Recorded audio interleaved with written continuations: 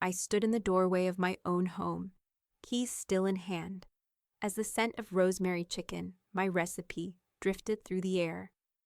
Laughter spilled from the dining room, where my ex-husband poured wine and his new wife entertained guests at the table I bought, in the house I still legally own. She's just helping out, the new wife said, smiling. His ex is great with prep work. His ex, not the mother of his child, not the woman who kept the lights on for 2 decades, just a helper in the house where I signed every check. All right, before we dive into this crazy story, do me a favor. Subscribe and tell us where you're watching from. The smell of rosemary chicken floated through the house like a peace offering Margaret hadn't agreed to. Every polished surface of her dining room gleamed under the pendant lights she'd chosen 20 years ago. Before Tina, before the laughter that didn't belong to her family, Ben's voice echoed from the kitchen. "They're almost here, hun." The word used to mean something. Now it landed like a bruise. Tina swept in from the hallway, her perfume slicing through the air. "Margaret, set the table, will you? They're starving. No, please." No glance of acknowledgement that this was Margaret's house, her table, her plates, monogrammed long before Ben's new wife started calling this place our home. Ben chuckled softly, that nervous, habitual sound he made when trying to smooth over Tina's sharp edges. "Come on, babe," he said. "Let's not start." Tina flashed him a sweet smile that didn't reach her eyes. "I'm just keeping things moving." Then, to Margaret again. Plates, flatware, napkins folded. You know the drill. Margaret didn't answer. She simply moved, quietly, methodically, pulling open drawers she'd once organized by memory. The silverware was still hers, heavy with engraving that caught the light as she set each piece down. She placed 12 settings, her fingers trembling only once. When she caught her reflection in the wine glasses, the woman staring back looked foreign, careful, contained. Tina's laughter carried from the kitchen, where Ben was pouring wine. "I told them the living room looks totally different now. The remodel changed everything." Margaret froze mid-step. The remodel. Tina's idea. Margaret's money. When the guests arrived, the front door burst open with warmth and chatter. Tina's cousins filled the space with perfume and gossip, acting as if they'd always belonged here. They complimented the renovated entryway, the new paint, the reupholstered chairs, all the little details that erased Margaret's touch. "Oh, it's gorgeous, Tina," one of them said. "You have such taste." Tina beamed, accepting the praise like a crown. "Ben and I really wanted it to feel like our place.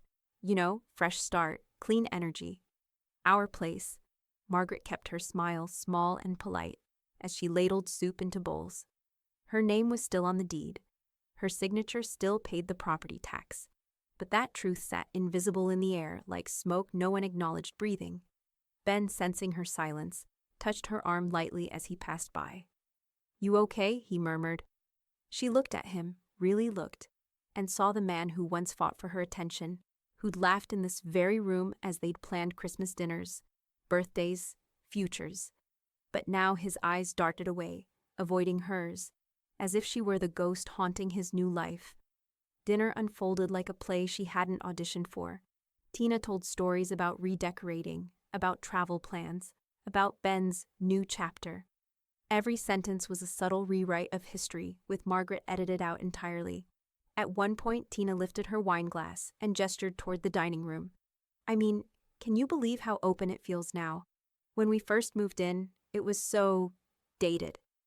The laughter that followed clanged in Margaret's chest. She smiled again, small and perfect. Her hand stayed steady even as the room blurred at the edges. When the plates were cleared, Tina leaned back, satisfied. "That went well," she said, glancing at Margaret as if expecting approval. "Family dinners always feel like home, don't they?" Margaret said nothing.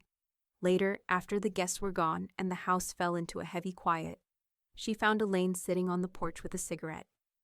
Elaine had been her friend long before the divorce, one of the few who still came around under the guise of checking in. Elaine looked up, exhaling smoke into the cool night. "You handled that better than I would have," Margaret smiled faintly. "You mean I didn't throw the chicken?" "Exactly." Elaine gave a dry laugh, then added softer. "You're not staff, you're structure. She's just decorating herself around you." The words landed with an ache that felt almost like clarity. From inside, Margaret could hear Tina's voice again. Bright, commanding, claiming the house's air as her own. Margaret stood there, framed in the porch light, fingers brushing against the railing she'd stained herself years ago. The night smelled of wood polish and rosemary, and something newly dangerous stirring in her chest. She wasn't staff. She wasn't gone. And she was done being polite. The last dish clinked softly against the porcelain stack. The kitchen was finally quiet. Only the faint hum of the refrigerator and the rhythmic whisper of the dishwasher filling the silence that had followed Tina's laughter. Margaret wiped her hands on a towel and stared at the sink, where a single wineglass sat untouched. Hers. She heard them in the living room, Tina and Ben, their voices hushed but sharp-edged. "You don't need to defend her, Ben. She's fine," Tina said. "She's just adjusting," Ben replied. "She's lingering," Tina corrected, the words slicing through the air. "It's weird. She should have moved on by now." Margaret kept her movements steady, her expression still. She didn't let herself flinch. Instead, she turned on the faucet, letting the rush of water drown their voices into a muffled blur. When the sound faded behind her, she dried the last plate, stacked it neatly, and shut off the light. But that whisper, that one word, lingering, followed her down the hallway like a draft under a door. At midnight, the house slept. Ben and Tina's laughter had drifted away hours ago, replaced by the quiet hum of their ceiling fan upstairs. Margaret moved barefoot through the dim glow of the hallway, her steps soft against the oak floor. She'd refinished herself long before either of them had learned where the light switches were. She opened the study door and knelt by the old lockbox in the corner of the closet. The key was still in her jewelry drawer, right where she'd left it, a small brass thing that fit between her fingers like a secret. The lock turned with a soft click. Inside, folders and manila envelopes lay in careful order. Tax receipts, bank statements, old photographs she hadn't looked at in years. Beneath them, wrapped in a sleeve of plastic, was the deed. Her breath caught. She carried it to the desk and turned on the lamp. The paper glowed faintly in the amber light, its embossed seal catching a glint of gold. Her name, only her name, stared back at her in crisp, legal font. Margaret R. Holloway, owner, paid in full, recorded 10 years ago. The corner of her mouth lifted, almost involuntarily. For the first time in months, she felt the solid ground of ownership beneath her feet, not just of the property, but of her own restraint. Let her call it our place. Let her brag about the remodel. The truth was written right here in the courthouse ink of permanence. By morning, the house had the scent of brewed coffee and wet leaves. Margaret sat at the kitchen island, the deed spread out before her when she made the call. Her voice was steady. "Martin Keller, please. Tell him it's Margaret Holloway. It's important." Martin had been her lawyer once, years ago, when she and Ben still fought together instead of against each other. His tone when he picked up was warm, but cautious. "Margaret, it's been a while." "It has," she said. "I need to confirm a few details about my property record." There was a pause long enough for understanding to settle between them. "Still the same address?" he asked. "Yes," she said. "Still mine." He promised to look into it, to send updated copies, to make sure everything's in order. She thanked him, hung up, and sat quietly for a moment, tracing her finger over her name again and again, as if to reaffirm that it existed. Later that morning, Elaine dropped by. Sunglasses, messy bun, the smell of strong coffee clinging to her coat. She leaned against the doorframe and studied Margaret's face. "You look like a woman plotting something legal," she said. Margaret didn't deny it. "Just being thorough." Elaine smirked. "Keep calm, keep copies, always keep copies." Margaret slid a flash drive across the counter. "Already started." She'd scanned everything, every page of the deed, every tax receipt, every transfer record, then labeled each file with precise timestamps. One set for the cloud, one for the flash drive, one printed for the safe. For years, Tina had treated her presence as ornamental. That illusion was ending. Margaret shut the folder, exhaling slowly. Outside, wind rattled through the branches, and a loose shutter tapped against the siding, a nervous rhythm, like a warning. Somewhere upstairs, she heard a faint creak of a floorboard. then another. Footsteps. Not Ben's weight. Too light. She froze, listening. The sound stopped just outside the study door. Then came a soft whisper, almost playful, almost daring. "Can't sleep either?" Tina's voice. Margaret didn't answer. She let the silence thicken until it hummed. And then, for the first time, Tina's confidence cracked, just barely, as she said, quieter this time. "You're not doing anything weird, are you?" Margaret turned off the desk lamp, plunging the room into darkness. "No," she said. "Just organizing." But when she looked back down at the papers glowing faintly in the moonlight, she knew something had already begun. The morning sun hit the marble countertop in cold stripes, bleaching out the warmth of the room. Margaret had barely slept. The house was still, Ben gone to work, Tina pretending to sleep in, but she felt a pulse of energy in her chest, steady and alert. By 8:30, she was downtown, her hair pulled back neatly, a blazer thrown over the same black turtleneck she'd worn to Sophie's college orientation years ago. The bank lobby smelled of disinfectant and carpet cleaner. Behind the desk, a young banker with kind eyes and a nameplate reading J. Romero looked up as she approached. "Good morning. How can I help you today?" Margaret placed her checkbook on the counter, open to the embossed initials of her joint account, the one that had been dormant since the divorce settlement. "I need to review an authorization request. It was sent from this branch yesterday." He clicked through his computer, polite smile flickering to concentration. "Let's see. Yes, there was a pending change request on your household account, adding a secondary signer." Margaret's stomach went cold. "Secondary signer?" "Yes, ma'am. It hasn't been processed yet, just pending verification. I can print you a copy of the request." "Please do," she said. Her voice was soft but carried a steel that made him glance up briefly. He disappeared for a moment, then returned with a single sheet of paper. The ink was faintly smudged, but the handwriting was unmistakable, looped and careless like a signature practiced for show. Tina Holloway. Margaret stared at it for a long second. Her pulse slowed, sharpened. She tried to add herself, she murmured, more to herself than to him. The banker hesitated. "Do you want to proceed with a denial?" "Yes," Margaret said. "And I'd like it notarized, immediately." He nodded and guided her to a small desk near the glass offices. Margaret signed her name with deliberate precision, each letter an act of reclamation. The notary stamped the form, the seal pressing deep into the paper like a scar. When she left the bank, the air outside felt crisp and alive. She clutched the document in her hand as she walked 2 blocks to the corner cafe, her heels striking a steady rhythm that sounded almost like triumph. The cafe was half empty, morning commuters gone, the lunch crowd not yet arrived. She chose a corner booth by the window and ordered black coffee. When the cup arrived, she pulled a notepad from her bag and drew a line across the top of the page. Next, moves. Confirm deed records, Martin, close dormant accounts, new P.O. box, update will. Research eviction law, spousal versus owner rights. Her handwriting was calm, looping, measured. Each word steadied her more than the coffee could. She was still jotting down a 6th item when her phone buzzed. "Sophie, Mom's saying you'll move soon. Is that true?" Margaret read the message twice, her hand tightening on the phone. For a moment she could almost see Tina, smiling that effortless smile, spinning her little narrative over brunch with Ben's daughter.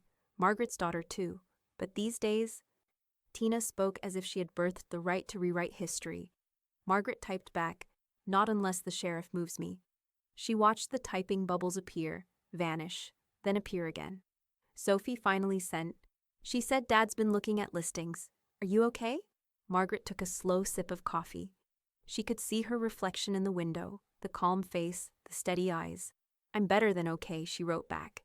"I'm paying attention." She set the phone down, folded the notarized denial neatly, and slipped it into her folder marked Financial, Legal.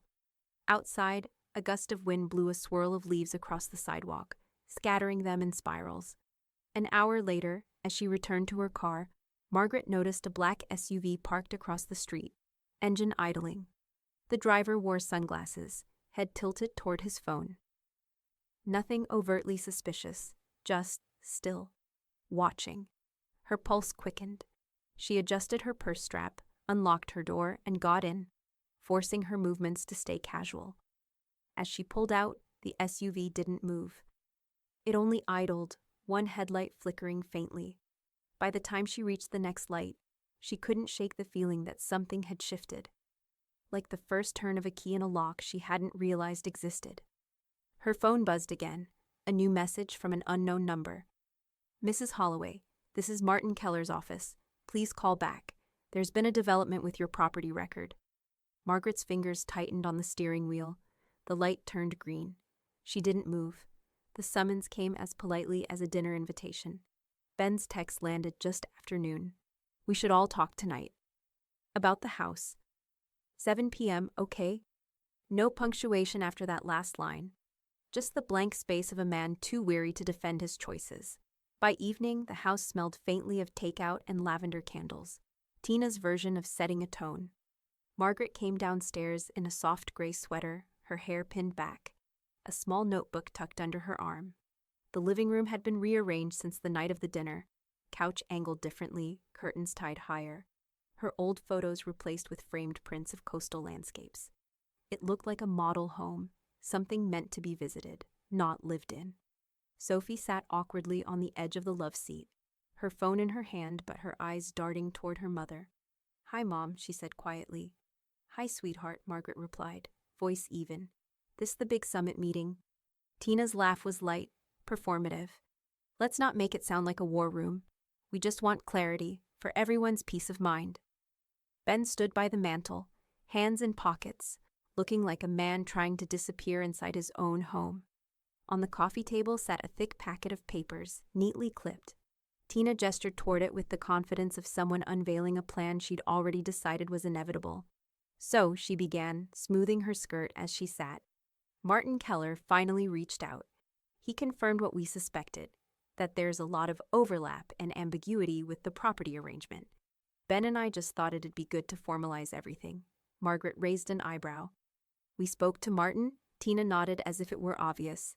"He was very helpful, said he wanted things to stay civil." Margaret smiled faintly. "He always did." Tina slid the papers toward her. "It's just a draft for a joint living arrangement, nothing binding yet. But it helps outline everyone's responsibilities. You'll see it's pretty fair." Margaret took the packet. The top page was stamped, "Draft, Internal Review." Her pulse steadied as she began to read. Tina watched her with that brittle, sugar-sweet smile, the one that said, "You're being managed, not included." Clause after clause read like a guided eviction wrapped in legalese. Shared maintenance costs, renovation authority, temporary occupancy agreement. And then, page 4, there it was. In the event of extended cohabitation exceeding 18 months, the title and ownership shall transfer to joint tenancy between Benjamin and Christina Holloway. Her vision didn't blur, it sharpened. The air seemed to crystallize around the words. 18 months, she said quietly. "And then I'm a guest in my own house." Tina laughed softly, waving a hand. "It's just a placeholder clause. Martin said—" "Martin didn't write this," Margaret interrupted. "You did." The room went still. Sophie looked from one woman to the other, her face caught between shock and a child's instinct to mediate. Ben cleared his throat. "It's just paperwork, Margie. You know, something to make things official. We don't have to decide tonight." Margaret turned her gaze on him, not angry, just disappointed in a way that made him look smaller. "You really think I'd sign away the roof over my own head for your comfort?" Ben opened his mouth, then shut it. Tina pressed her lips together, smile thinning. "I'm just trying to make this house functional. You can't live in limbo forever." "Limbo's still better than someone else's leash," Margaret said calmly. Sophie stood up suddenly. "Can we not, please? Can we just not do this right now?" Margaret placed the papers back on the coffee table, smoothed the edges, and folded her hands. Her voice was almost tender. "You're right, sweetheart. Not tonight." Then she stood, collected the packet again, and tucked it under her arm. "Thank you for dinner," she said, tone polite as if leaving a neighbor's house after tea. "I'll look over this in private." Tina blinked. "You can't just—" "Oh, I can," Margaret said, her smile returning, small and immaculate. "After all, it's still my home, remember?" She walked out before anyone could answer. Later, on the porch, Elaine waited with a mug of coffee and that knowing look that had seen through every layer of pretense since college. Margaret dropped the papers on the patio table between them. Elaine flipped through the pages, whistling low. Joint tenancy clause. Sneaky. You gonna sign? Margaret shook her head, her eyes fixed on the dark windows of the house. Inside, she could see shadows moving, Tina's silhouette pacing, Ben's hand rubbing his temple. I don't need to, Margaret said softly. Elaine tilted her head. Why's that? Margaret's smile was slow, deliberate. Because you don't stop people from digging their own hole. You just hand them a better shovel. Elaine grinned. That's my girl. Inside, a light flicked on upstairs. The silhouette paused at the window. Watching, Margaret didn't look away. The next morning, Margaret walked into Martin Keller's office with the same calm as a woman stepping into church. Not for confession, but for closure. The building hadn't changed since she and Ben first signed their marriage agreement there decades ago. Same oak reception desk. Same framed prints of muted landscapes. The only difference was her posture. Back then she'd walked beside him. Today, she walked alone. Martin rose when she entered. He was older now, gray at the temples, glasses perched lower on his nose. But his handshake was as steady as ever. Margaret, he said softly, you sounded resolute on the phone. Let's call it a wake, she replied, setting her folder on his desk. He gestured toward the chair opposite him. I've looked into your property issue. The records are solid. Your ownership is unambiguous. I know, she said. That's why I'm here. I want to make sure that clarity extends beyond my lifetime. Martin's brows lifted slightly. You're talking about a new will? Not just a will, Margaret said. A trust. And I want it airtight. He nodded, flipping open a legal pad. Then let's start at the beginning. Beneficiaries? Margaret exhaled slowly. Ben and Tina are to be removed entirely. Martin didn't flinch. He'd seen divorces, vendettas, reconciliations that never came. But he looked at her closely. Removed completely. Completely, she said. They have their own ambitions. They can build their own futures without mine. He nodded and scribbled a note. Then who takes primary inheritance? Sophie, Margaret said, and her tone softened for the first time. She'll receive the estate in full, but not until she turns 25. Until then, the funds will be managed for education and living expenses only. No early withdrawals, no co-signers. Martin's pen paused mid-stroke. Protecting her from someone's influence? Margaret's lips curved faintly. Let's call it insulation. She deserves a life untouched by other people's debts. Martin gave a small, approving hum. And the executor? Elaine, Margaret said without hesitation. She's level-headed, immune to charm, and doesn't scare easy. That she isn't, Martin said with a chuckle. I remember her cross-examining your landscaper over tulip bulbs once. Margaret smiled faintly. Exactly why she's perfect. Martin began typing as she spoke, the soft rhythm of the keyboard filling the room. He asked small clarifying questions, assets, charitable designations, clauses. Margaret answered each one with precision. When he reached the final section, he looked up. And the remainder of your estate? Anything outside the trust? Margaret's gaze drifted to the window. Outside, traffic moved slow and constant, ordinary life rolling forward while hers sharpened into purpose. Everything else, she said, goes to the City Literacy Foundation, in memory of my mother. She taught in the old district schools for 30 years. I want her name on a scholarship fund. Martin smiled quietly. A clean division, no gray areas. You've drawn a clean map, no loopholes. That's the goal, she said. He leaned back, studying her for a moment. Margaret, may I ask something personal? She nodded. Does Sophie know about any of this? Not yet, Margaret said. I'll tell her when it's done. Right now, the less she's tangled in their schemes, the better. Martin hesitated.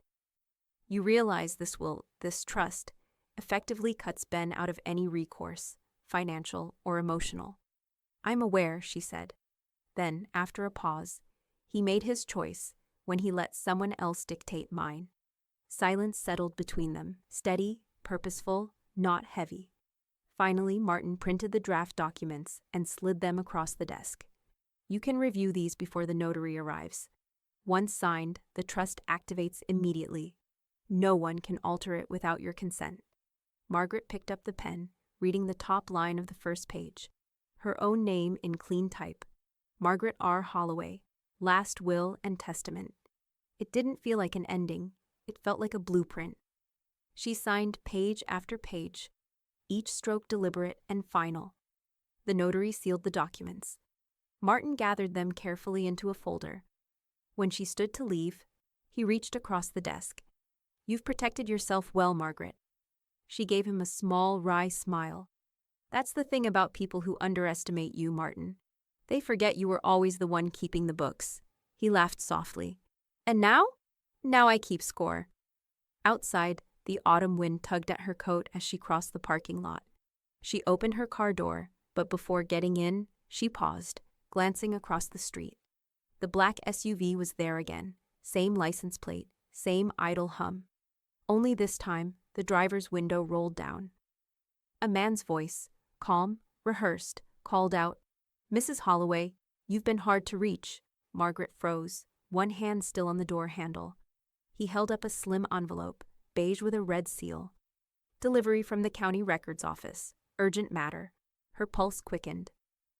But her expression didn't change. She walked toward him slowly, the wind scattering dried leaves across the asphalt like whispers. The man extended the envelope through the window. Margaret took it, eyes never leaving his. "Thank you," she said evenly. Then she turned away, slid into her car, and locked the doors. For a long moment, she just sat there, the sealed envelope resting on her lap. The red wax shimmered faintly in the morning light, official, ominous, expectant. Finally, she whispered to herself, "Let's see what they've done now." Margaret slit the red seal open with the silver letter opener she kept in the glove compartment, a habit born from years of cautious bookkeeping. The envelope released a faint scent of copier ink and institutional dust. Inside were 2 pages, notice of occupancy, expiration, 30 days. Her eyes moved over the text slowly. The language was dry, bureaucratic, formal request for transfer of residence rights. Acknowledgement of primary ownership under pending reassessment. It didn't make sense at first, but then she saw the signature at the bottom. Christina Holloway. Tina had filed it herself, with the county. A laugh rose in Margaret's throat, quiet, incredulous, edged with something dangerously close to delight. They'd overplayed their hand. By 9 the next morning, she was parked in front of the Washington County Recorder's office, the envelope and her deed folder on the passenger seat. The building's fluorescent lights hummed overhead as she stepped inside.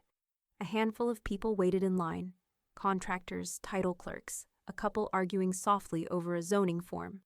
When it was her turn, the clerk, a woman about her age with reading glasses perched halfway down her nose, looked up. "How can I help you today, ma'am?" Margaret laid the notice on the counter. "I received this. It's fraudulent. I'm here to verify and reaffirm my ownership." The clerk frowned, adjusting her glasses. "Let's see." She typed a few lines into her computer, then her eyebrows shot up. "Well, that explains it. Someone filed a temporary notice of co-occupancy last week. It's pending verification." Margaret slid the original deed across the counter, official seal intact, record number circled in red. "That's the only verified ownership on record, paid in full, 10 years ago." The clerk glanced between the papers, then at Margaret. "You're right, the other filing isn't valid without your consent." "Then let's make that clear," Margaret said. Within minutes, the clerk had printed new certification forms. Margaret signed each one, deliberate and poised. The heavy stamp came down with a satisfying thunk, ink sealing her name once more into law. The sound echoed through the quiet office like punctuation at the end of a long argument. When the clerk handed her the folder of certified copies, Margaret smiled. "I'd like to file a formal complaint as well," the woman nodded. "Against the fraudulent filer?" "Against the harassment," Margaret corrected gently. "Ongoing and intentional." The clerk hesitated, then passed her another form. "Fill this out, and the county legal office will follow up." Margaret took the pen, writing with the precision of someone who had balanced ledgers and lives in equal measure. Under nature of harassment, she wrote, "Unauthorized filings." coercive attempts to transfer ownership, psychological manipulation within residents of record. She didn't name Tina. The system would find her soon enough. By noon, Margaret was back at Elaine's kitchen table, sipping coffee while Elaine scanned the copies with the enthusiasm of someone reading a plot twist she'd been waiting for. They filed an eviction. Elaine's voice was incredulous. She's the one trespassing. Margaret smirked. I'm aware. Elaine looked up, eyes gleaming. And you filed a harassment complaint? With full documentation, deed copies, receipts, date stamps, all notarized. Elaine grinned. You beautiful maniac. I prefer methodical, Margaret said, taking another sip. Her phone buzzed on the table, an email notification from Martin Keller, Esquire. The subject line read, copies forwarded to Ben's attorney. Receipt confirmed. Elaine peeked at the screen. He's already sent them the certified ownership copies? Every last one, Margaret said, which means they'll know before dinner that the county recognizes me as the sole owner. Elaine let out a low whistle. You realize what's coming next, right? Margaret nodded. Panic, denial, and then the scramble. Outside, thunder rolled low in the distance, one of those autumn storms that felt more like a warning than weather. Margaret closed her folder and set it gently on the counter. I'm done reacting, she said. From now on, they move first, and I respond in ink. Elaine leaned back, smiling. You've got the patience of a saint and the aim of a sniper. Margaret's phone buzzed again. This time, a text. Tina, got your little paperwork stunt. Let's talk before you embarrass yourself further. Margaret stared at the message for a long moment, then hit delete. She looked out the window. Across the street, the black SUV was parked again, motionless, patient, like it belonged to the weather. Margaret reached over, took the folder of stamped documents, and placed it beside her coffee cup. Her voice was calm, certain. She can talk all she wants, she said, but the house only listens to one name. Lightning flashed, a brief reflection of silver across the glass. The knock came at 6:03 p.m., 3 soft taps, polite and rehearsed. Margaret already knew who it was. Through the frosted glass of the front door, she saw 2 blurred figures. Ben's tall frame, shoulders hunched forward, and beside him, a smaller shape clutching what looked like a bouquet in a bakery box. Peace offerings. She took her time answering, let them feel the weight. When she opened the door, Tina smiled too widely, the kind of grin that didn't reach her eyes. Margaret, we thought we'd stop by. You've been busy. Just organized, Margaret said evenly, stepping aside. Come in. Ben followed silently, his expression pale, tired. He set the bakery box on the counter and cleared his throat. We brought those almond tarts you like. Margaret smiled faintly. How thoughtful. The kitchen smelled faintly of lemon polish and the strong black tea she'd just brewed. The weather outside had turned again, gray skies pressing against the windows, thunder rolling somewhere deep in the hills. Tina placed the bouquet on the table, fussing with the wrapping. This whole thing, it's gotten so twisted, she began. The filings, the letters, just miscommunication, really. We never meant for it to feel hostile. Margaret poured 3 cups of tea, the sound of the liquid filling the silence between them. Miscommunication, she echoed softly, handing one to Ben. He accepted it without looking at her. I told her it went too far, he said quickly. I told her we should have talked first. Tina shot him a sharp glance, then softened her tone again. We were just trying to clarify the living situation. You know how county paperwork is. Confusing. It was an honest mistake. Margaret set her own cup down, its saucer clicking lightly against the table. An honest mistake that required a lawyer, a notary, and 3 county officials to correct. Tina's smile flickered. It sounds worse than it is. Oh, it is exactly as bad as it sounds, Margaret said. Her tone still calm, still terrifying in its control. Ben shifted uncomfortably, his wedding ring tapping against the mug. We came to make things right. That's all. We don't want this to get ugly. Margaret reached for the folder beside her chair, thick, official, her name embossed across the tab. She slid a single envelope out and placed it between them. Then you'll appreciate this, she said. Tina hesitated before touching it, as if it might burn her fingers. She flipped it open and froze. The top page bore a bold heading. Notice of cease and desist.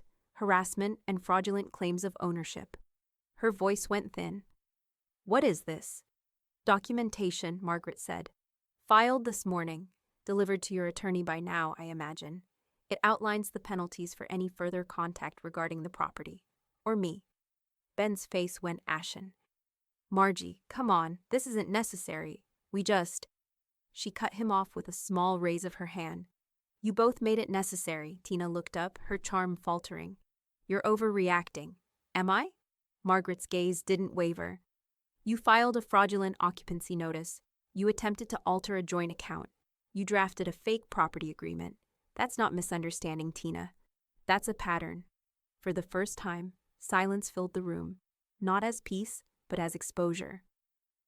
From the doorway, Elaine leaned in, arms crossed, watching. Her voice carried the satisfaction of a woman seeing justice bloom. "Should have brought a lawyer instead of tarts." Tina turned toward her, cheeks flushed. "This doesn't concern you." "Oh, it does," Elaine said easily. "Executor of the estate. I read every line." Ben looked between them, lost. "Executor? Estate?" Margaret met his eyes then, steady, cool, devastatingly clear. "You didn't think I'd rewrite the ending without editing the cast list, did you?" Tina's mouth opened, closed, opened again. "You can't—" "I already did," Margaret said simply. Then she lifted her teacup, the steam rising like a soft curtain between them. "Tea's sweet," she added, tone light, almost conversational. "But signatures are sweeter." Ben stared at the envelope as if it might explode. Tina stood slowly, gathering her coat with shaking hands. "You'll regret this," she muttered. Margaret smiled. Doubtful. They left without finishing their tea. The front door shut quietly behind them. Elaine exhaled, low and impressed. "You didn't even raise your voice." "No need," Margaret said. "The paperwork speaks louder." Outside, the black SUV was gone. For the first time in weeks, the street looked still, empty, almost peaceful. Margaret turned back to the table, the untouched tarts sitting under their neat plastic dome. She picked one up, broke it in half, and smiled at the sound of the crust cracking cleanly down the middle. "Sweet," she said under her breath, and finished. But in the faint reflection of the window, she saw movement, someone standing just beyond the edge of the porch light, watching. The war wasn't over. It was only changing shape. The call from Martin came just after dawn. His voice was low, controlled, but edged with something unusual, anger. "Margaret," he said, "you need to come in. Now." Within the hour, she was sitting across from him in his office again. He had a file open on his desk, a thick stack of printed pages with red tabs, and a yellow sticky note marked "Urgent, Bank Fraud." He didn't waste time. "Someone submitted a loan application in your name, equity line against your property." Margaret didn't blink. "How much?" $200,000, Martin said grimly. "Filed last Thursday. Same address, same social security, even a scanned signature. Yours."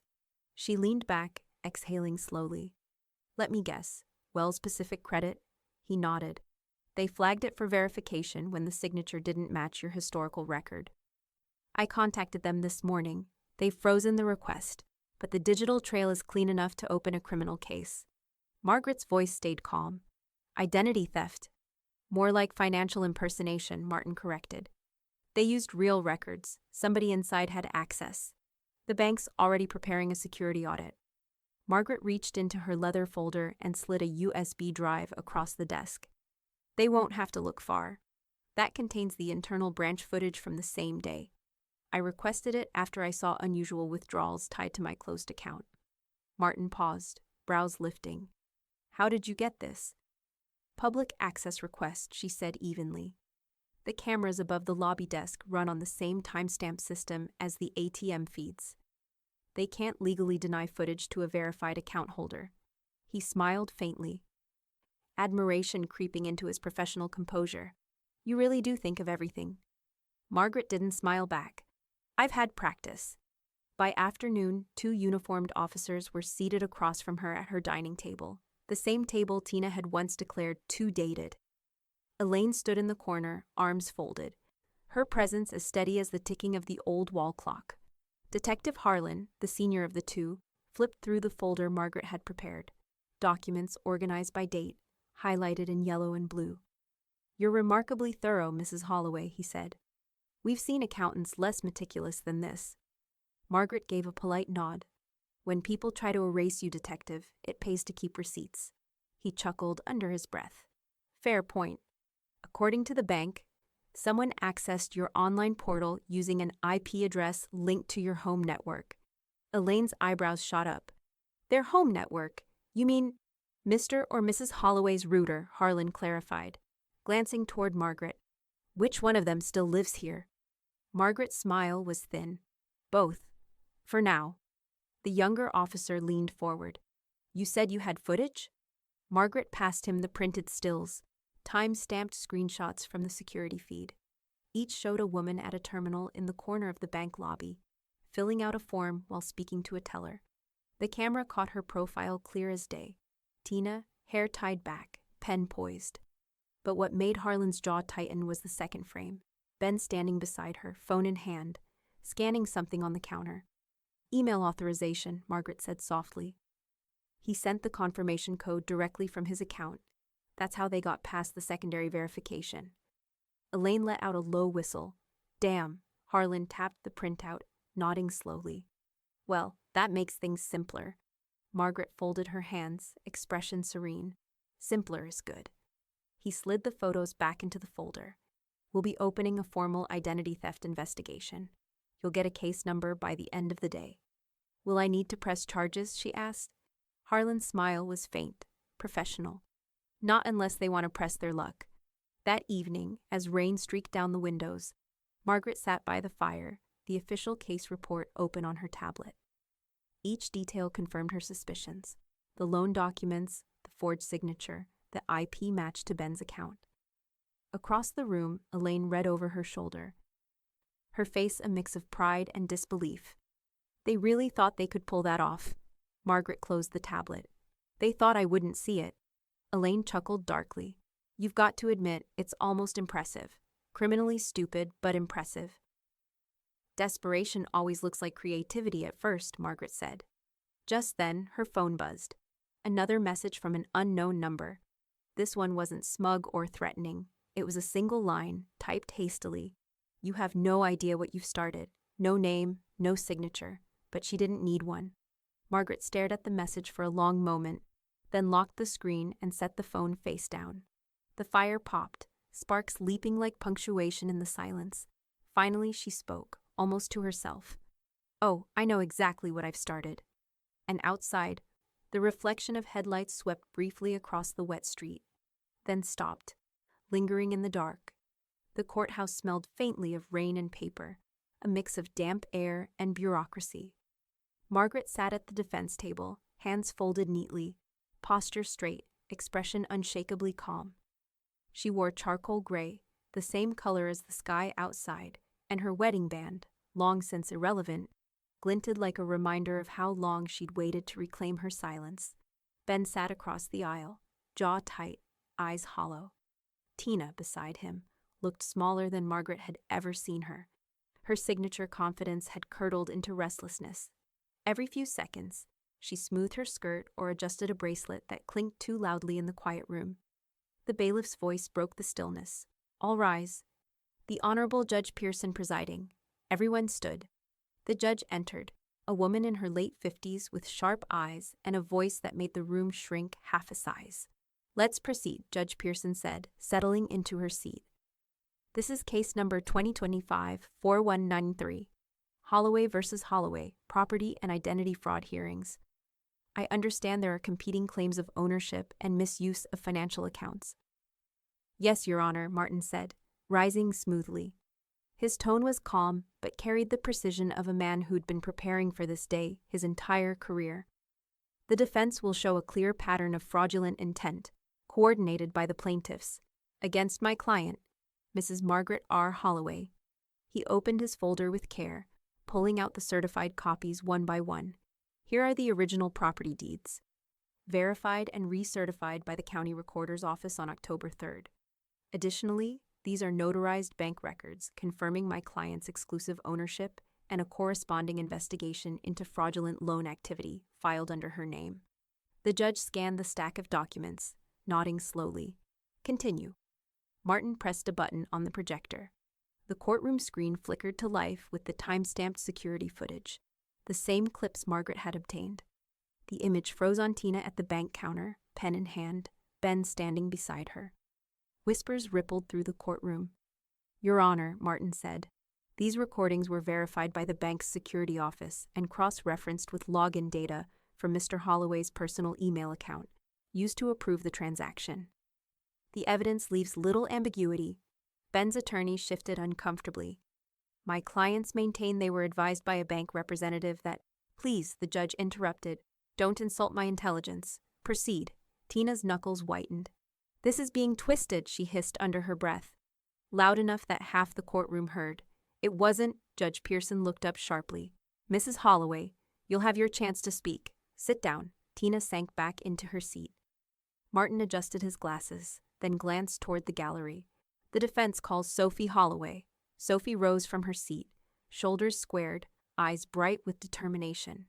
As she approached the stand, Margaret's throat tightened, not with fear, but with a swell of quiet pride. After swearing in, Martin asked gently, "Miss Holloway, did you witness anything relevant to this case?" Sophie nodded. "I saw Tina at my mom's desk 2 weeks ago, signing something. She said it was a form for taxes, but when she left, I saw Mom's signature pad open on the table." The handwriting didn't match, the courtroom murmured again. Ben looked at Sophie as though she'd just spoken a language he couldn't understand. Martin nodded. "Thank you, Sophie. No further questions." When he returned to his seat, the silence in the room was complete, tense, electric. Judge Pearson tapped her pen against the bench. "Based on the evidence presented, certified deeds, bank verification, corroborating witness testimony, and the ongoing police report, this court finds that all eviction and fraud claims against Mrs. Holloway are hereby dismissed." A sharp intake of breath echoed from Tina's side of the room. The judge continued, voice steady. "Furthermore, the court orders restitution for legal fees and a formal written apology from both plaintiffs, to be filed with the county and published as a matter of public record. I trust that will discourage future misunderstandings." Bang of the gavel. Case closed. Outside the courthouse, the air smelled of wet pavement and vindication. Reporters gathered by the steps, cameras glinting beneath umbrellas. Margaret descended slowly, flanked by Martin on one side and Elaine on the other. A young journalist stepped forward, voice bright and eager. "Mrs. Holloway, how did you stay so calm through all this?" Margaret paused, umbrella in one hand, her expression composed but soft around the eyes. "Habit," she said simply. "People mistake silence for surrender. It's just thinking with the volume down." The crowd laughed softly, the cameras flashed, and Margaret walked away without looking back. Across the street, under the awning of a diner, Tina stood watching, hair damp, expression unreadable. Ben was gone. She was alone now, clutching her coat like armor. Their eyes met for a brief electric moment. Margaret gave the smallest nod, acknowledgement, not forgiveness. Then she turned, the sound of her heels sharp against the wet concrete, and disappeared into the waiting car. Inside, Martin handed her an envelope. "Certified restitution check," he said, "delivered within 10 business days." Margaret smiled faintly, looking out at the gray horizon. 10 days, she repeated softly. Plenty of time for them to realize what losing really feels like. But as the car pulled away, she caught sight of a figure in the rearview mirror, someone standing by the courthouse steps, phone in hand, watching her go. Not Tina, not Ben, someone else, and whoever they were. They already had her number. It began on a Sunday morning, the kind of quiet that feels earned. Margaret was trimming the last of the hydrangeas when Elaine appeared on the porch, phone in hand, her expression sharp as a fresh paper cut.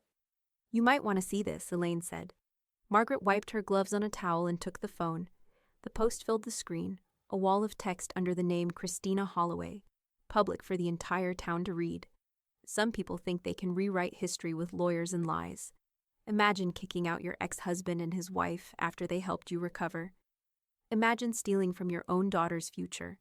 A dozen comments followed. Sympathy, outrage, a few tagged local reporters. Elaine folded her arms. She's unraveling in real time. Margaret read the post once, then again, slower this time. The words didn't sting. They just confirmed what she already knew. Tina couldn't stand to lose control of the narrative. She's trying to bait me, Margaret said. Elaine smirked. What she's doing is writing her own cease and desist. By afternoon, Martin was on the phone. I saw it, he said. Half the town probably has.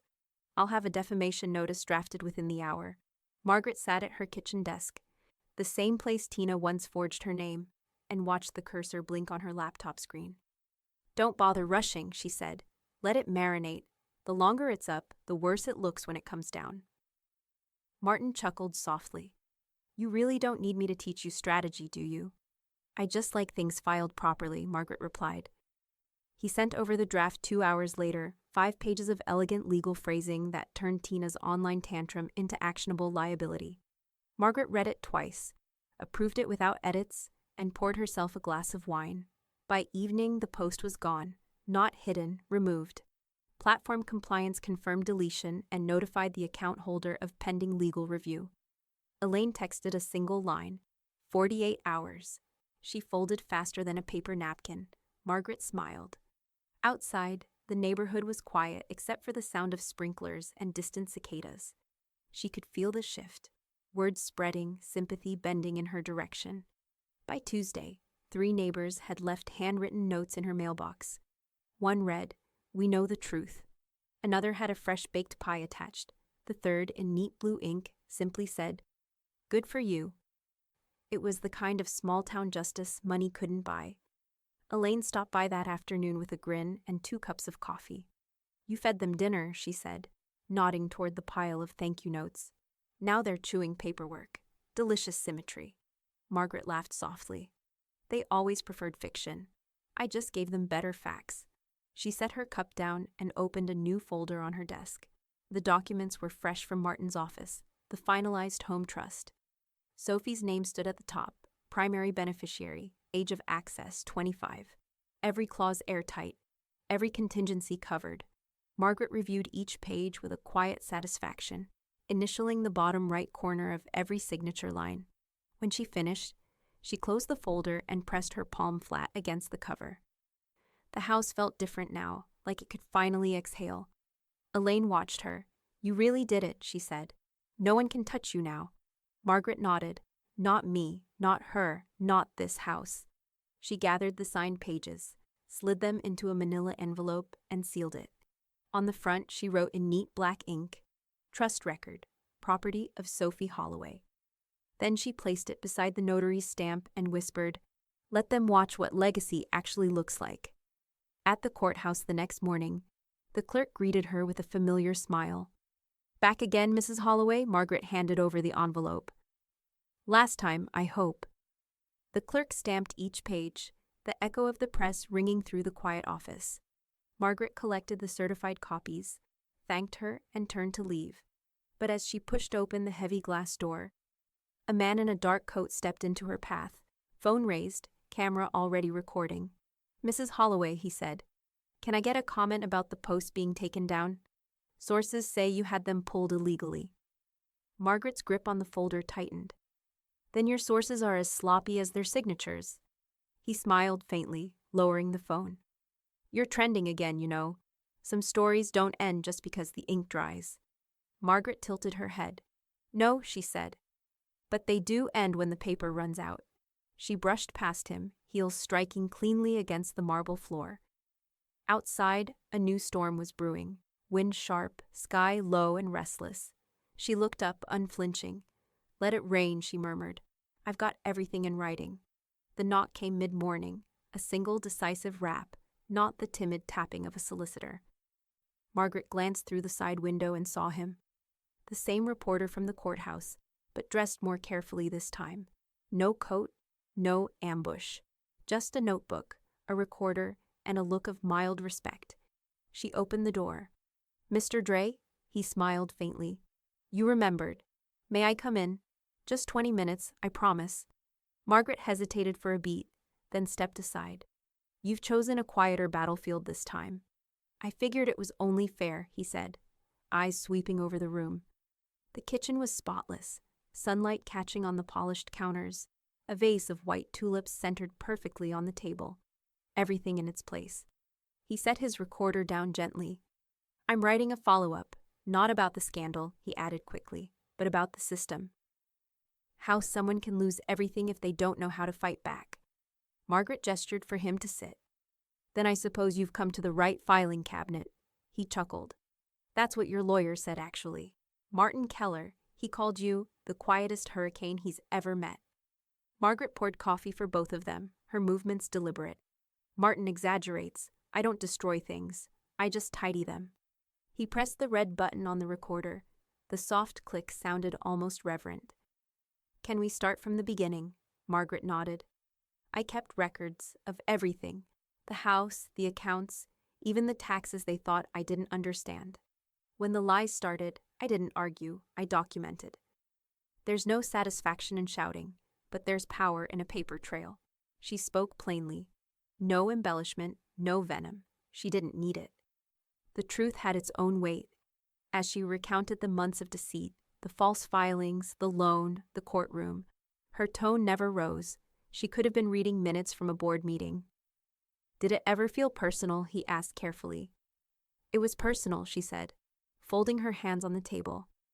"But so was my recovery. I lost my husband, my peace, and my home, almost. They took the first two. I refused to let them take the third." He scribbled furiously, eyes flicking up every few seconds. "You don't sound angry." "I'm not," she said simply. "Anger is loud. Strategy is quiet." When he left, he thanked her twice, once at the door and once from the walkway, as if he couldn't quite believe she'd opened it in the first place. Margaret closed the door, set her empty cup in the sink, and felt an unfamiliar stillness settle over the house. Not the silence of loss. This was peace, earned and deliberate. The headline ran the next morning, printed in crisp black ink across the Washington Ledger. "Retiree outsmarts family fraud. A case study in quiet justice." The photo beneath it showed Margaret at her kitchen table, hands folded neatly, the tulips just visible in the corner. The article quoted her exactly. No misinterpretations, no drama. "When people try to erase you," she'd said, "don't argue, archive." By noon, her voicemail was full. Old colleagues, neighbors, even strangers. The messages were kind, some tearful, all grateful. "Wish I'd done what you did," one voice said. "Maybe I wouldn't have lost my father's house." Another, "You've given a lot of women hope."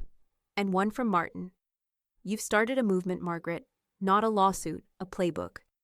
That afternoon, Sophie stopped by, hair windblown from school, cheeks flushed. She carried the newspaper folded in half, the headline circled in red marker. "Grandma," she said, dropping it on the table with a grin. "You're trending. My friends think you're a legend." Margaret laughed softly. "Trending? God help me." Sophie hugged her tightly. "I'm proud of you." "I'm proud of you too," Margaret said. "You listened." "To what?" "To everything I didn't say." They sat for a while, sunlight warming the edges of the quiet kitchen. Outside, the neighborhood was alive again, lawnmowers humming, dogs barking, normal life returning. Sophie gathered her things to leave, still smiling. "So what's next? A book deal?" Margaret chuckled. "Please, I prefer filing cabinets to fame." But when Sophie left and the door closed, Margaret noticed something new in her mailbox. A plain white envelope with no return address. She turned it over. On the back, a single word was scrawled in neat handwriting. "Next." Margaret stared at it for a long moment before slipping it under the edge of her ledger book. Her expression didn't change, but her pulse did. The game, it seemed, wasn't finished after all. The knock came just after dusk. 3 firm raps, not tentative, not hostile. Margaret knew that rhythm by heart. She didn't move. From the living room window, she could see his reflection in the porch glass. Ben, hands shoved deep into his coat pockets, head bowed like a man visiting a grave. The streetlight behind him cast a thin halo around his shoulders. He waited a minute, maybe 2, before speaking softly through the door. "Margie, please. Just 5 minutes." Her fingers tightened around the edge of her chair, but she didn't answer. The house hummed with its familiar calm. The faint tick of the clock, the distant rustle of wind through the maple outside. 5 minutes, he tried again. I just want to say I'm sorry, that's all. Still, she stayed silent. When he finally gave up, she heard the rustle of paper sliding under the door, an envelope, thick, creased at the corners. The sound of retreating footsteps followed, slow, uneven, and then nothing. For a while, Margaret didn't move. She just watched the light outside dim into evening, the quiet stretching like unbroken glass. Then at last, she rose, crossed to the door, and picked up the envelope. Her name was written on the front in Ben's unmistakable handwriting, steady, careful, practiced. She slid it open with her nail and unfolded the pages inside. The letter began exactly how she'd expected. I know you have no reason to believe me, but I'm sorry. Tina's gone. She left last week, said she couldn't live with the fallout. I lost my job, my accounts, my daughter's respect. You were right about everything. If I could undo what I did, I would. I never wanted to take your home. I just wanted a place to belong. She read every line, then flipped the last page over. His final sentence was short, almost pleading. Can we talk, just once? Margaret set the letter on the table beside the lamp. The paper was still warm from his hands. She let out a long breath. Not quite a sigh, not quite relief. Something between them had finally settled, even if it wasn't forgiveness. After a moment, she walked to the filing cabinet in the study.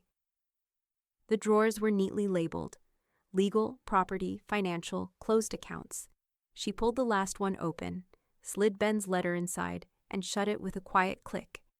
That, she decided, was where it belonged. The next morning, sunlight cut across the kitchen like gold ribbon.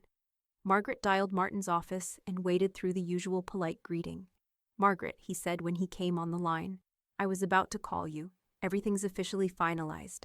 The trust, the deed, the restitution, it's all logged and closed. Good, she said. Then you can mark mine the same. All matters settled. He hesitated. You sound lighter. I am, she said simply. It's remarkable what silence can carry once you stop filling it with noise. Martin chuckled softly. Take a breath, Margaret. You've earned one. After they hung up, she sat at the kitchen table with a fresh pot of tea. Elaine arrived an hour later, letting herself in with the familiarity of old friendship. I saw him leaving last night, Elaine said, dropping her purse onto a chair. Didn't think you'd open the door. I didn't. Good. You ended it like a professional, not a victim. Margaret smiled faintly. There's no need to relitigate ghosts. Elaine grinned. You're colder than I'll ever be. Not cold, Margaret corrected. Just finished. That weekend, Sophie came to stay. Her textbooks spilled across the dining table, highlighters fanned out beside her mug of cocoa. Margaret watched her from the doorway, that quiet hum of normal life wrapping around them both. Sophie looked up once and smiled. It feels peaceful here now. It should, Margaret said. It's finally a home again. Outside, dusk was settling, the same hour Ben had come by days before. The wind rustled through the hydrangeas, bending them just enough to make the porch light flicker. Margaret moved to close the curtains, but as she did, she noticed something at the edge of the yard. A dark car parked halfway down the street, engine running, no lights on. Her breath caught. Not Ben's SUV, not the county sedan, something unfamiliar. She let the curtain fall back into place, her hand steady, her pulse not. Sophie's voice floated from behind her. Everything okay, Grandma? Margaret smiled over her shoulder.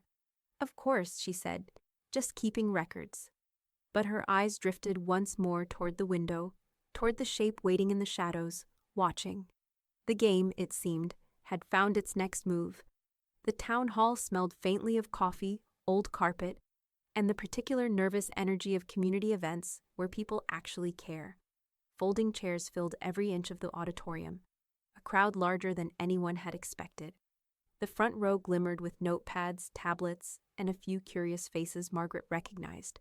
Neighbors, a teacher from Sophie's school, even the bank manager who'd once apologized for the mix-up. Elaine adjusted the microphone stand.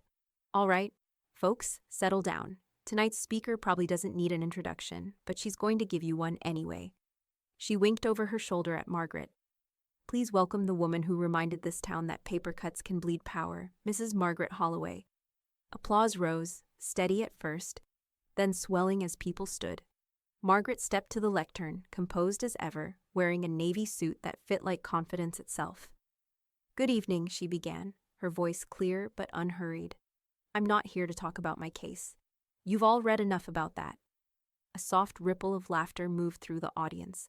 "I'm here to talk about something smaller and somehow larger than a courtroom victory. I'm here to talk about documentation, about proof. About the kind of independence you can fold into a drawer and still reach for when the world tilts sideways." She paused, scanning the crowd.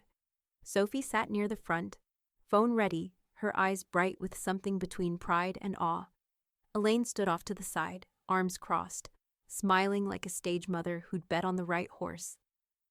"When people try to take something from you," Margaret continued, "they count on chaos, on your fear, on the fact that you won't remember every number, every receipt, every word. So remember anyway.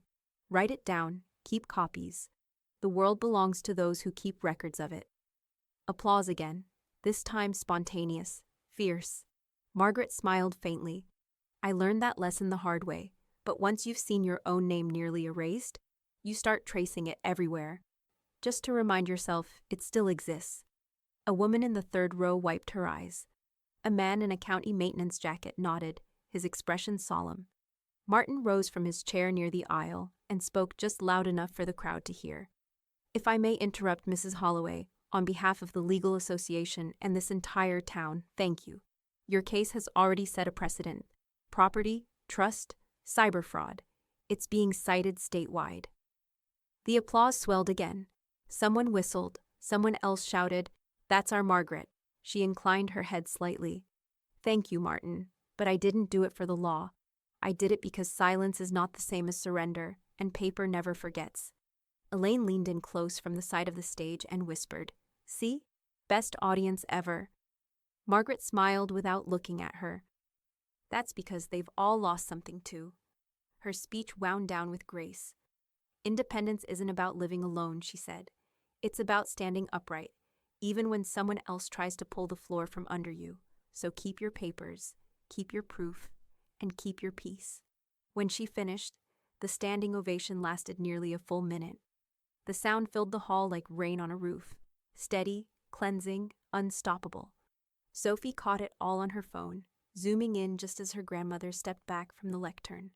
"You were incredible," she whispered, when Margaret returned to her seat. Margaret squeezed her hand. "No," she said softly. "I was prepared." That night, the local news ran the segment. The anchor smiled into the camera. Quiet Justice, they're calling her, a retiree who turned documentation into defense. Mrs. Bauer Gilhaas. Holloway's case continues to inspire local reforms across Washington County. Across town, Ben sat alone in a dim motel room, the TV glow casting pale light on the letter he'd written weeks ago, the one she'd filed under closed accounts. He watched the broadcast without sound. Margaret's face filled the screen for a moment, calm, composed, unshaken. He reached for the remote but didn't press mute, didn't turn it off, just watched her speak. "You always were the better storyteller," he murmured, voice barely audible over the hum of the air conditioner. The screen cut to Sophie's clip, Margaret at the podium, smiling slightly, saying, "The world belongs to those who keep records of it." Ben exhaled, long and hollow. Then he leaned forward, pressing a hand to his temple. Outside his window, a car door slammed. He froze. A dark sedan idled across the parking lot. Engine running, headlights off. He turned toward the blinds just as a flash lit up the night. Camera, not gunfire, but the effect was the same. Someone was still keeping records, and this time, it wasn't Margaret. The courthouse conference room was smaller this time. No cameras, no crowd, no tension vibrating through the air. Just Margaret, Martin, a county clerk, and the final stack of papers that would officially seal the case. Martin slid the folder toward her.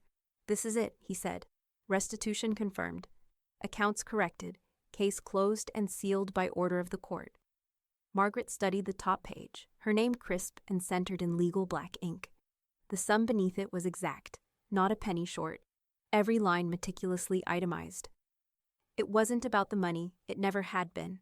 But seeing it returned, down to the decimal, felt like equilibrium restored. She picked up the pen.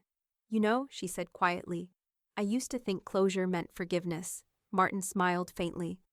And now? Now it means balance sheets. She signed each page with the precision of habit. No flourish, no hesitation. Just the deliberate rhythm of a woman who had learned that permanence came from ink, not emotion. When the last signature dried, she pressed the folder closed and handed it back. Proof of peace, she said softly. Sophie arrived that afternoon, her backpack still slung over one shoulder. Margaret was at the kitchen table again, sunlight cutting through the lace curtains, a thin stack of papers beside her tea. Is that it? Sophie asked, setting her bag down. Margaret nodded, sliding the top copy toward her. Final confirmation, everything restored, every claim retracted. Sophie ran her fingers over the embossed seal, tracing the word restitution, as if it might disappear without her touch. It's really over? It's documented, Margaret said. That's better than over. Sophie smiled. You should frame it. Margaret shook her head. No, it belongs in the file where it started. She slipped the papers into a manila folder labeled closure, then reached for a small brass key on her desk. Its tag, neatly handwritten, read legacy. With a soft click, she locked the filing cabinet, the final entry in a saga that had once threatened to erase her. Elaine arrived not long after, her knock short and familiar. She carried takeout cartons and 2 bottles of wine. Tell me you've got news, she said, setting everything on the counter. Margaret smiled. All funds restored, fraud case sealed. Elaine's grin widened. No better dinner bell than justice. They poured glasses, clinking them lightly. To clean ledgers, Margaret said. And to messy people finally getting what they deserve, Elaine added. Laughter filled the kitchen, unforced this time, warm and real. Outside, the late autumn sun dipped lower, painting the windows gold. Margaret opened a small envelope she'd prepared earlier and handed it to Elaine. For the Literacy Foundation, she said. In my mother's name. It's not much, but enough to start a reading grant. Elaine looked at the check and whistled. You're really doing it. Turning all that wreckage into something good, Margaret smiled. Paper can destroy, or it can build. Depends who's holding the pen. They ate at the kitchen table, Sophie joining midway through, her laptop open but forgotten. The room hummed with low conversation, the quiet sounds of silverware and soft laughter, the kind of peace that doesn't announce itself, just settles. When the plates were cleared, Margaret walked to her study. The cabinet gleamed in the lamplight, every drawer labeled, every record in its place. She slipped the legacy key onto a hook inside her desk drawer and closed it gently. Elaine appeared behind her, leaning on the doorframe. Feels good, doesn't it? Margaret nodded. It feels contained. Same thing for you. Maybe. Margaret looked at the rows of drawers, the quiet machinery of her own order. You know what the funny part is? They thought they were taking my life apart.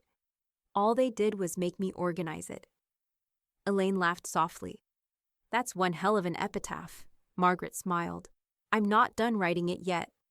Later, after everyone had gone and the house had gone still, Margaret sat alone by the window. Outside, the hydrangeas swayed under the porch light. The street was empty, no idling cars, no shadows lurking beyond the glass. She reached for the envelope Ben had left weeks before, still tucked under the closed accounts file. For a moment, she considered tossing it into the fireplace, but instead, she set it back carefully, closing the drawer. Some stories didn't need to burn. They just needed to end. Then, as she turned off the lamp, her phone vibrated once on the desk. A single new message appeared. No name, just a number. Mrs. Holloway, this is Special Agent Dana Reese, Federal Financial Crimes Division. I'd like to speak with you about a connected case. It concerns one of your signatories. Margaret stared at the screen, her reflection caught in its pale blue glow. The house was silent again. She exhaled slowly.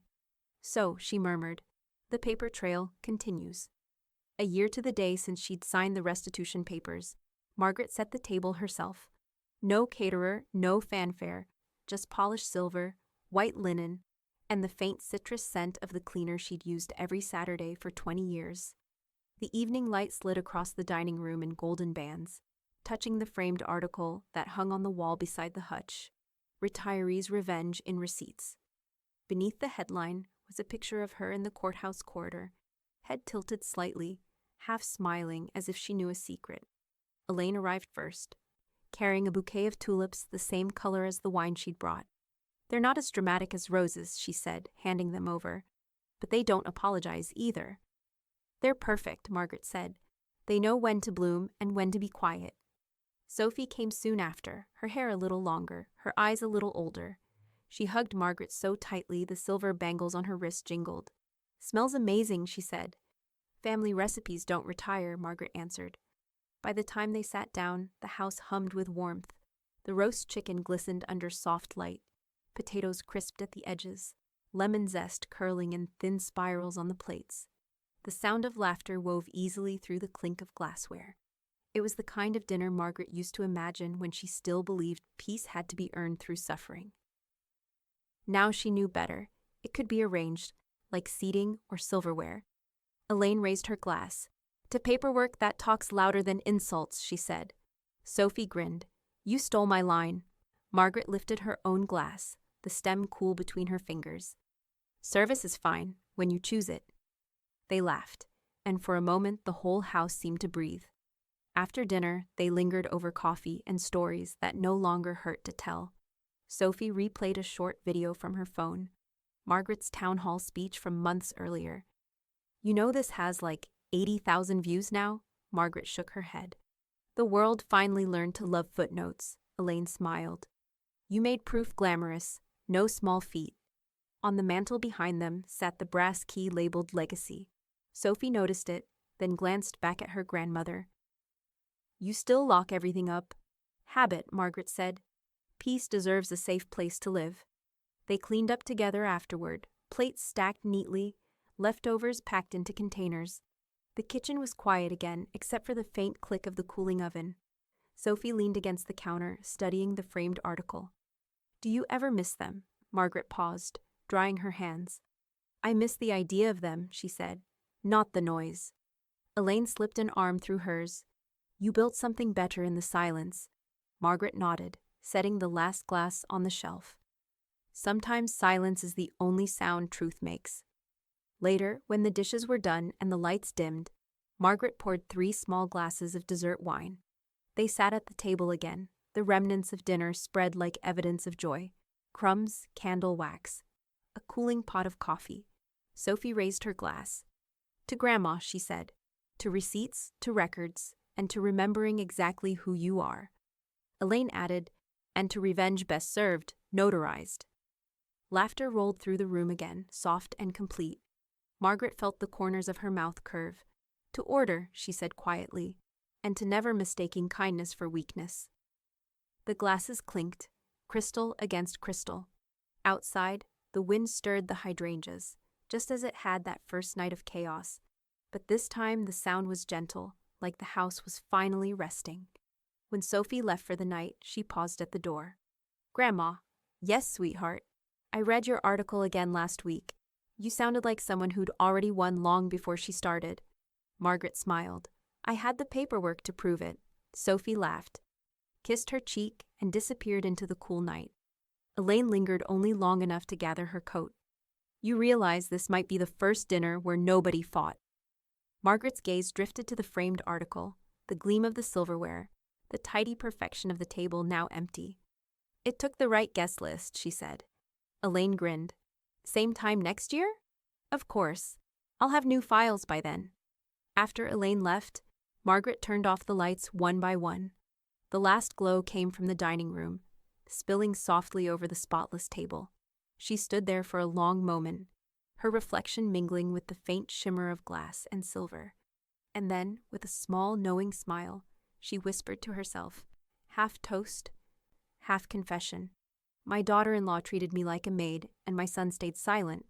So I served dinner with a smile, then served them both surprise at the lawyer's office." The house, at last, agreed.